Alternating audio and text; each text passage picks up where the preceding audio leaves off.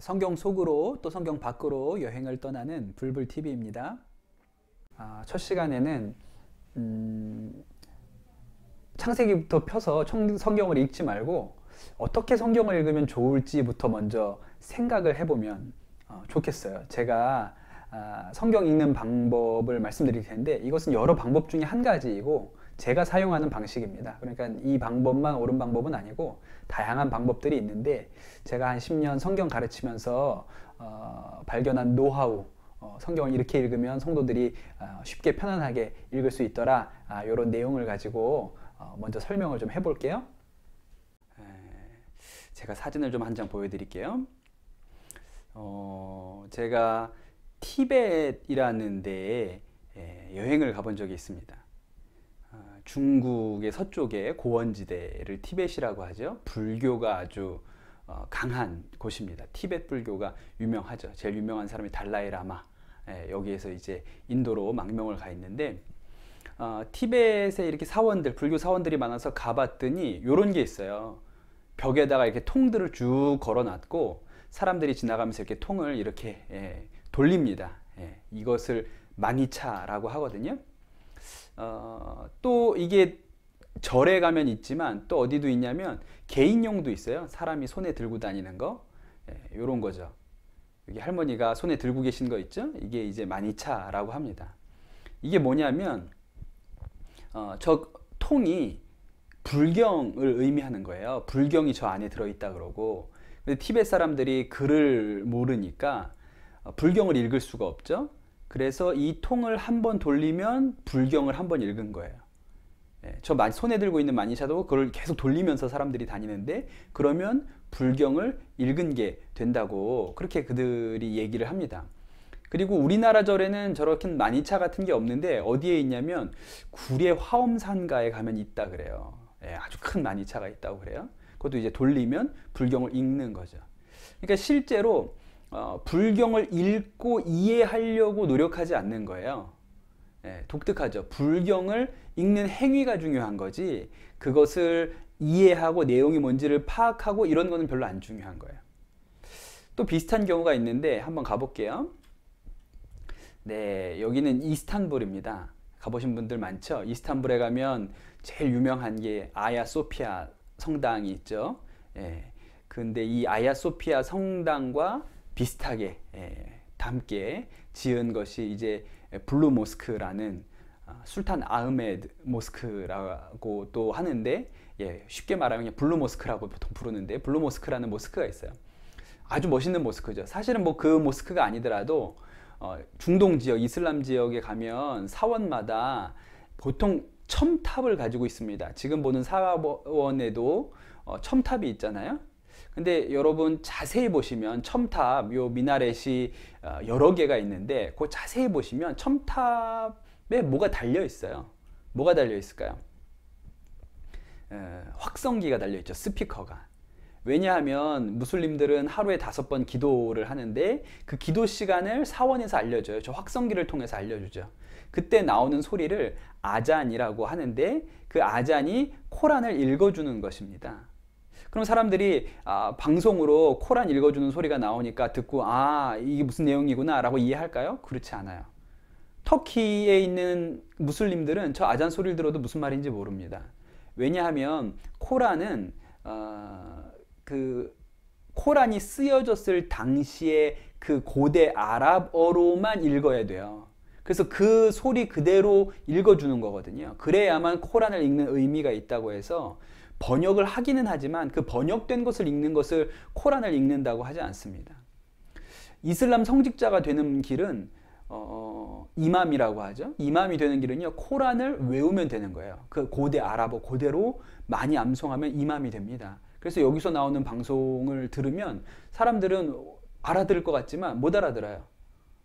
제가 인도네시아에 한 달 정도 있어 봤는데 인도네시아에서도 이제 시간 되면 아잔 소리가 나오죠. 그러나 사람들이 그걸 이해하지 못합니다. 그 사람들은 고대 아랍어를 모르니까. 그러니까 불교도 그렇고 이슬람교도 그렇고 경전이 있기는 하죠. 경전이 있지만 이것을 그냥 읽는다는 행위가 중요하지 그것을 이해하고 깨닫고 이런 일은 그렇게 중요하게 여기지 않는다는 거예요. 그런데 교회에서도 비슷한 경향이 하나 있는데 어떤 거냐면 이런 거예요. 성경 몇 번 읽었어? 이렇게 물어보는 거예요. 우리가 성경 몇 번 읽었는지가 대단히 중요한 일입니다. 그래서 1년에 1독 하자. 그런 얘기 많이 하죠. 새해가 되면 1년에 이번 해에는 꼭 1독 해야지, 이런 얘기를 많이 하거든요. 근데 뭐 그러고 우리가 뭐 사람들한테, 교회 다니는 분들한테 너는 성경 몇 번 읽었어? 몇 독 했어? 이런 거 물어보잖아요. 근데 이 질문이 조금 이상할 수 있어요. 왜냐하면 너 성경을 얼마나 이해했어? 왜 이렇게 물어보지 않을까요? 우리도 성경을 읽는데 몇 번 읽는지는 굉장히 중요한 게 생각하는 반면에 얼마나 이해했는지는 그렇게 중요하게 여기지 않는다는 거예요. 우리가 성경을 읽기는 합니다. 또 성경을 읽어야 된다는 부담도 다 있어요. 그런데 이 성경을 얼마나 이해하고 읽는지에 대해서는 그렇게 중요한 가치로 여기지 않아요. 그래서 저는 여러분에게 성경을 몇 번 읽는 것보다 읽고 얼마나 이해했는지의 관점에서 성경 읽는 방식을 좀 설명해 드리려고 해요. 성경을 처음부터 끝까지 꼭 다 읽어야 이게 굉장히 우리에게 좋은 신앙적인 행위를 한 것이냐? 그렇지 않을 수도 있죠. 조금을 읽어도 잘 이해하는 게 중요할 수가 있는 거예요. 그런 관점에서 제가 성경 읽는 방식에 대해서 좀 여러분하고 제 의견을 나눠보려고 합니다. 다음 거 좀 볼게요. 표를 하나 보겠습니다. 아마 화면이 작게 보시는 분들은 거의 안 보이실 텐데 구약 성경 39권의 목록이 위에 쭉 써 있고요. 그 다음에 그 밑으로는 각 장들이 쭉 써 있어요. 이제 요걸 체크하면서 보통 우리가 성경 읽을 때 내가 얼마나 읽었나, 그래서 하나씩 한 칸씩 지워가면서 성경을 읽죠. 그래서 저 하얀 칸들이 싹 메꿔지면 다 쳐서 읽으면 야, 일독했다, 구약 일독했다, 이렇게 얘기를 하는 거예요. 그런데 제가 성경 읽는 일에 대해서 한 10년 가르치면서 이걸 다 읽는 일이 좀 어렵다는 생각이 들었어요. 특별히 성경을 이해하면서 읽을 때 어떤 부분은 읽다 보면 도리어 이해가 안 되고 맥락이 끊어지는 부분들도 있다는 것을 제가 알게 됐어요. 그 얘기를 좀 나눠보도록 하겠습니다. 39권의 성경이 있는데 이제 성경을 좀 나눠볼게요. 구약 성경 39권을 분류해 보도록 하겠습니다. 이걸 분류하는 거는 여러 가지 방법이 있거든요. 근데 저는 간단하게 분류할 거예요. 세 가지로. 네, 이렇게 세 토막으로 분류를 합니다. 첫 번째 부분을 역사서라고 저는 부르겠어요. 17권입니다. 창세기부터 에스더까지 17권 역사서라고 부를게요.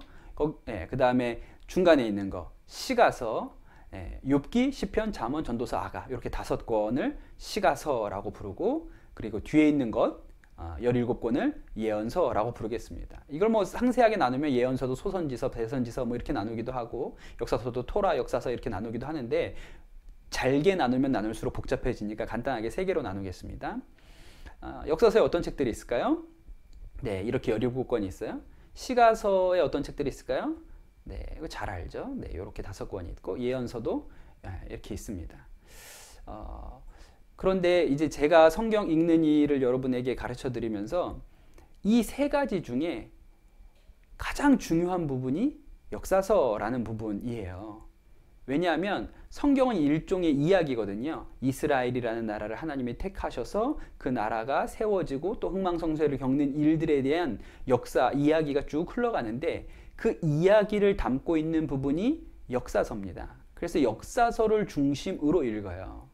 네. 제가 한번 성경 읽는 거에 대해서 한번 얘기를 좀 해볼게요. 좀 하나씩 보겠습니다. 우리가 성경을 읽기 시작하면 1월 1일부터 올해는 성경을 일독해봐야지, 그렇게 하면 이제 창세기부터 읽기 시작합니다. 창세기 다 읽어야죠. 쭉 다 읽었어요. 뭐 창세기까지는 보통 다 읽잖아요. 그리고 이제 출애굽기 들어갔습니다.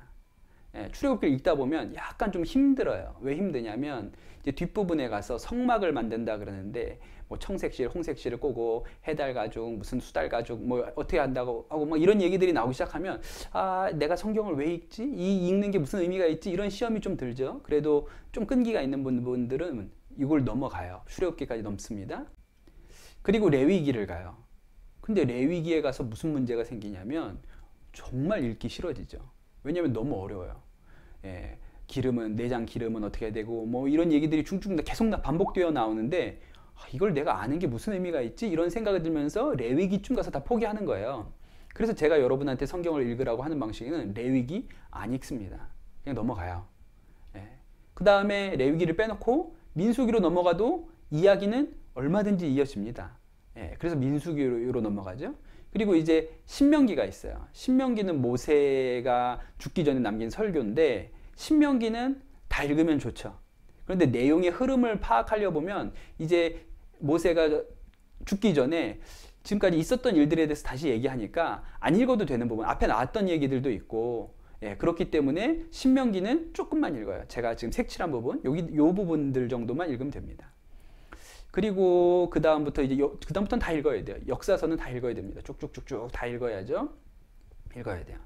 그러다가 역대상, 역대하가 나오는데 요 역대상과 역대하는 열왕기상, 열왕기하와 이야기가 겹치거든요. 사실 사무엘상부터 이야기가 겹칩니다. 그래서 저는 이 부분도 여유가 있으면 읽는 게 좋죠.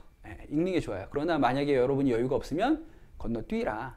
나중에 시간 될 때 읽으면 된다. 건너뛰게 합니다. 시간이 되면 읽고 안 되면 건너뛰고. 그리고 이제 뒷부분은 쭉쭉쭉 다 읽습니다. 그래서 에스더까지 읽죠. 그 다음이 이제 시가서 부분이에요. 우리 아까도 얘기했는데 욥기, 시편, 잠언, 전도서, 아가, 여기를 이제 시가서라고 하는데 저는 성경을 쭉 읽어 나갈 때 시가서는 안 읽어도 된다. 시가서를 읽지 말라고 하는 게 아니라 성경을 시간 순서대로 쭉 빠르게 읽어 나갈 때 시가서는 건너뛰어도 되겠다. 왜냐하면 시가서는 시간의 흐름과 별로 상관이 없어요. 시편은 여러 시편의 저자들이 자신들의 감정, 기분, 하나님과의 어떤 특별한 일들을 시로 한 거잖아요. 그러니까 이게 어떤 사건과 크게 연관이 없어요. 물론 그걸 아주 상세하게 나눠서 사건에다가 다윗이 있었던 어떤 일들에다 넣을 수는 있지만 굳이 그렇게까지 읽을 이유가 없는 거죠. 그래서 시편 건너뛰고 욥기도 따로 읽어도 상관없어요. 이야기의 흐름에서 벗어나 있으니까 전도서, 아가, 잠언 다 똑같죠. 시간의 흐름에서 벗어나 있기 때문에 언제든지 따로 읽어도 돼요. 시간 순서대로 쭉 읽어 나갈 때는 요 성경들을 뺍니다. 그러니까 굉장히 많이 빠지죠. 그래서 성경 읽기가 좀 쉬워져요. 그 다음 부분 좀 보겠습니다. 마지막 부분을 제가 예언서라고 말씀드렸는데 예언서는 정말 읽기가 어렵거든요. 사실 목사들도 예언서를 완벽하게 이해하냐? 주석이나 다른 자료의 도움이 없이는 예언서를 이해하는 것이 굉장히 어렵습니다. 그렇기 때문에 제가 성도들에게 예언서를 가르칠 때는 읽어서 앞에 나오는 역사서 이야기와 매칭할 수 있는 부분, 상관 있는 부분들만 골라서 읽도록 그렇게 가르치죠. 그리고 이런 부분들이에요. 이사야. 이렇게 듬성듬성 이런 부분들 읽으시면 좋다고 제가 추천합니다. 예레미야. 예레미야는 조금 읽어야 돼요. 예레미야는 그런 서사가 많이 나오거든요. 그리고 우리 좋아하는 에스겔, 또 다니엘 이런 부분에도 군데군데 읽어야 되는 부분들이 있습니다. 그리고 나서 뭐 호세아도 읽으면 뭐 그 정도는 이해하실 수 있을 것 같아요. 그리고 아모스, 요나는 너무 재밌죠. 그 다음에 뭐 학개, 그 다음 마지막 책이니까 마지막 책은 읽자. 그래서 이 말라기. 제가 이렇게 성경을 읽을 때 필수적으로 내용을 흐름을 파악하면서 읽을 때 꼭 읽어야 되는 부분들만 골라드렸어요. 이렇게 읽다가 흐름에서 좀 벗어나거나 딴 길로 새는 부분들은 다 과감하게 뺐죠. 그래서 제가 여러분이 읽어야 되는 분량을 상당히 많이 줄였습니다. 제가 좀 잘 깎아주거든요. 다른 분들은 성경 가르칠 때 다 읽어야 된다, 꼭까지 통독해야 된다 이렇게 얘기하지만 저는 많이 깎아드렸어요. 제가 할인을 잘 해드리거든요. 근데 이제 제가 골라드린 이 부분을 읽어야 되는데 어떻게 읽냐?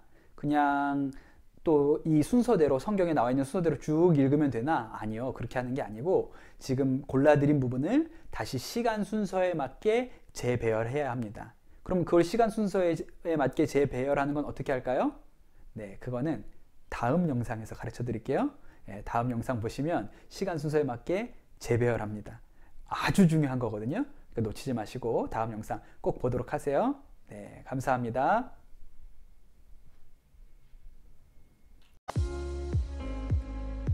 교회를 10년, 20년, 30년, 40년 다녔어도 성경을 제대로 공부해 보겠다고 하지 않으면 그걸 모르는 거예요. 그래서 성경도요, 시대 구분, 시대를 큰 틀에서 이해하는 것이 중요합니다. 다른 것 다 몰라도 요거 하나만 잘 아시면 어마어마하게 많이 해요. 근데 요걸 모르고 성경을 보잖아요. 평생 읽어도 실제로는 내용의 흐름을 이해하지 못하는 거죠. 그래서 이거는 꼭 기억하셔야 되고 암기하셔야 돼요.